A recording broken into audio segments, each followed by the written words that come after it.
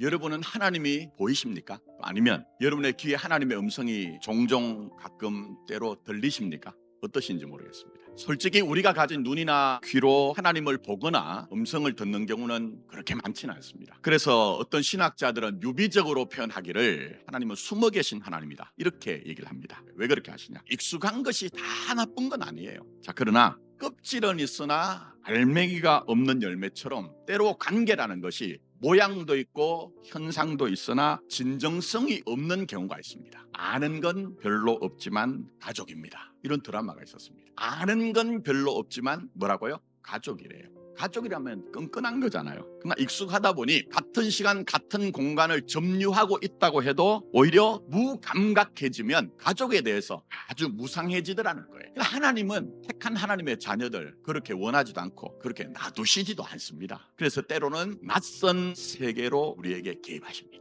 구약이 담고 있는 하나님의 나라를 완성하신다는 것이 바로 예수님이 세례 요한에게 세례를 받는 것이고, 더 나아가서 세례 요한이 일하는 것처럼 주님도 그렇게 일하신다는 거예요. 자, 그게 나타나는 것이 뭡니까? 4절입니다. 자, 4절에 그게 뭐가 나옵니까? 회개라는 말이 나옵니다. 근데 이 회개라는 말이 나오지만 15절에도 주님께서도 회개를 선포하십니다. 다르지 않다는 거예요. 근데 이 회개가 뭐냐? 우리 한국에서는 많이 오해가 됐습니다. 메타라는 말은 여러분 아시죠? 넘어, 변화, 초월, 다음 이런 뜻입니다. 그 다음에 이제 마음이란 뜻을 가진 누스에서 파생된 노이아가 합쳐졌습니다. 문자적으로 그냥 이해하면 마음의 변화예요. 나 성경은 그렇게 이해하면 생각 바꾸는 거구나, 마음 바꾸는 거구나. 그렇지 않습니다. 성경적인 회개는 입장 전환이에요. 방향 전환이 더 정확합니다. 쉽게 말씀드리면 지금까지와는 다른 삶을 선택해서 살아라. 지금까지와는 다른 삶을 선택해라. 그게 복음의 하나님의 나라에 합당한 것이다, 이렇게 얘기를 합니다. 자, 그런데 이런 세례 요한의 모습을 우리 문자로 봐요. 근데 실제로 우리가 그 당시에 사람이었다면 세례 요한은 그야말로 낯선 존재입니다. 그러나 예수님은 이런 낯선 세례 요한보다 더하면 더했지 못한 분이 절대 아닙니다. 예수님께서 공생애를 시작하시면서 선포하신 말씀이 15절 우리 봤죠? 회개하랍니다. 회개하라는 말씀. 근데 주님은 거기다가 하나를 덧붙이죠. 뭐라고 합니까? 그냥 회개하라는 것이 아니라 복음을 믿으라 얘기합니다. 진정성 있게 하나님을 대하는 것이 진짜 하나님의 나라로 사는 것이다, 신앙이다. 그러니 복음을 믿어라.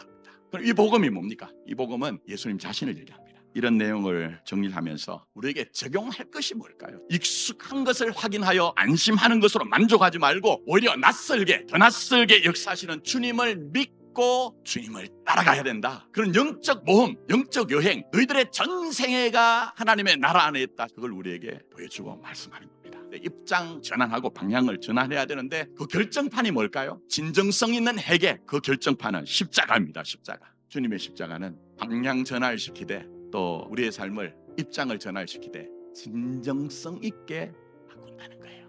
일단 첫 번째, 하나님과의 관계는요, 하지 않아도 십자가 안에 승복한 자로서의 기쁨을 주십니다. 두 번째, 여러분 자신과의 관계에서는요, 자신에 대해서 넉넉하게 하십니다. 있는 그대로 넉넉하게 하세요. 자신을 진짜 귀하게 여길 줄 알게 하십니다.